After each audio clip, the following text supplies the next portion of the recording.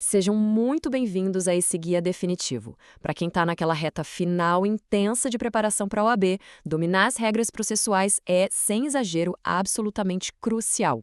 Hoje a gente vai desvendar todos os segredos da ação penal pública condicionada. E para fixar isso de vez na cabeça e não esquecer na hora da prova, vamos usar uma metáfora bem visual. Imagina a persecução penal como um motor superpotente, mas que precisa de uma chave muito específica para dar partida. Bora lá? O nosso roteiro de hoje está bem direto ao ponto.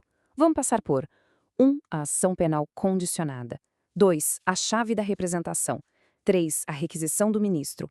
4. Prazos e decadência penal. E, fechando com chave de ouro, o limite da retratação.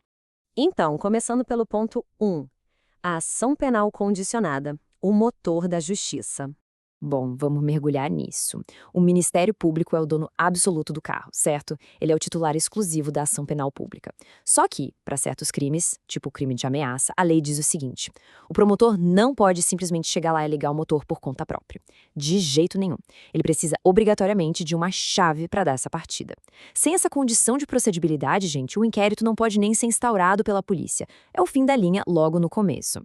E aqui a gente tem uma visão bem clara dessas duas chaves únicas que conseguem destravar a acusação. De um lado tem a chave que é movida, digamos assim, pela dor pessoal, que é a representação da vítima. Do outro lado temos uma chave movida por uma conveniência política de alto nível, que é a requisição do ministro da Justiça. São mecanismos completamente distintos, mas ambos têm esse mesmíssimo poder de autorizar o Estado a agir. Passando para o nosso ponto 2, a chave da representação, ou seja, a chave da vítima. É super importante que os futuros colegas advogados tenham um detalhe em mente.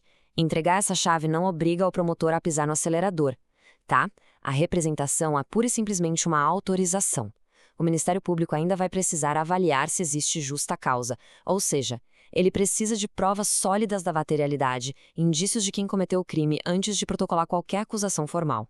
E aí vem a grande pergunta: a representação exige alguma formalidade rigorosa? Essa é uma daquelas armadilhas clássicas da FGV. Muita gente acha que precisa de um documento super complexo, assinado, com firma reconhecida e o pacote completo. Na verdade, esquece isso. A jurisprudência, com decisões claríssimas do STJ e de vários tribunais, diz que não precisa de formato engessado nenhum. Literalmente, só de a pessoa aparecer espontaneamente na delegacia para registrar a ocorrência, isso já funciona como uma chave perfeitamente válida.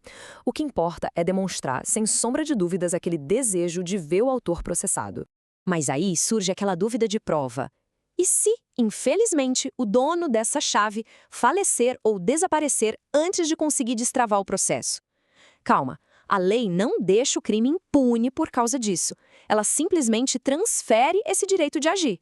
E a transferência segue uma ordem de sucessão bem estrita, que a gente memoriza com aquele mnemônico maravilhoso, CAD. Cônjuge, ascendente, descendente e irmão.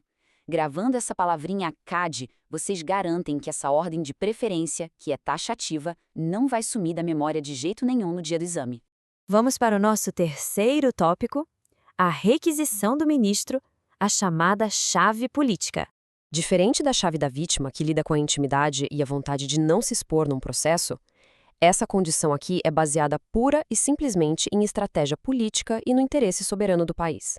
Basicamente, é o ministro da Justiça parando e avaliando. Vem cá, processar esse crime é conveniente para o Brasil nesse momento? O Código Penal foi muito sábio ao restringir essa chave poderosíssima a cenários de risco extremo. A gente está falando de incidentes internacionais pesados ou de ofensas diretas que podem abalar as instituições do país, como, por exemplo, um crime de calúnia cometido contra o presidente da República. Tópico 4. Prazos e decadência penal. O relógio implacável do direito. A lei te dá cravados 6 meses para usar a chave da representação.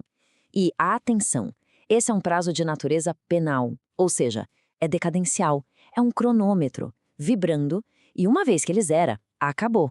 O direito é extinto para sempre. Não suspende, não interrompe. Mas aqui está o pulo do gato para não cair naquelas pegadinhas terríveis. Quando esse relógio começa a rodar? Ele só dispara no dia em que a identidade do autor é descoberta. Exatamente, não é a data do crime. Imagina só, uma pessoa tem algo furtado em janeiro, mas só descobre quem foi o ladrão lá em outubro.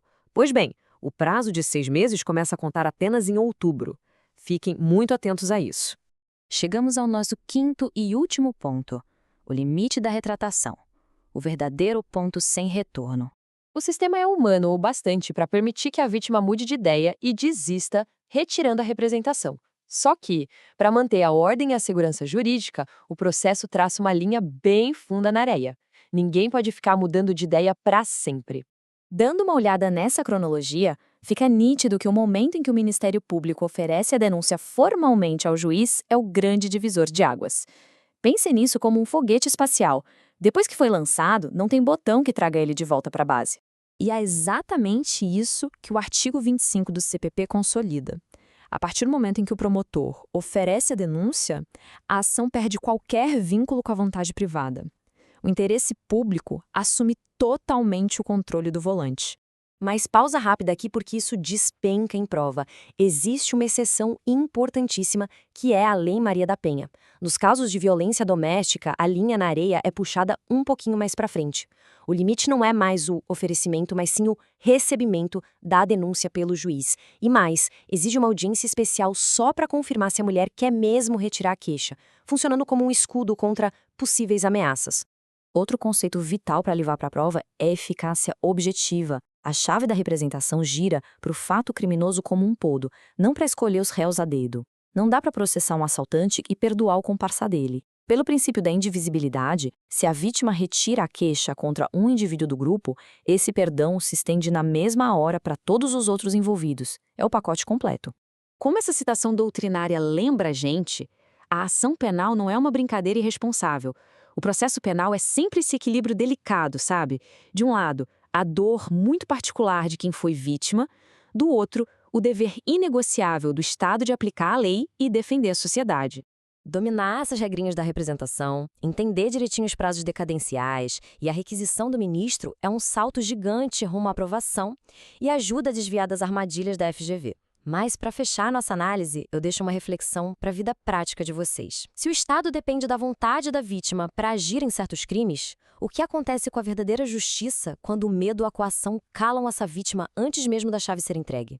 Pensem nisso. Excelentes estudos e até a nossa próxima análise.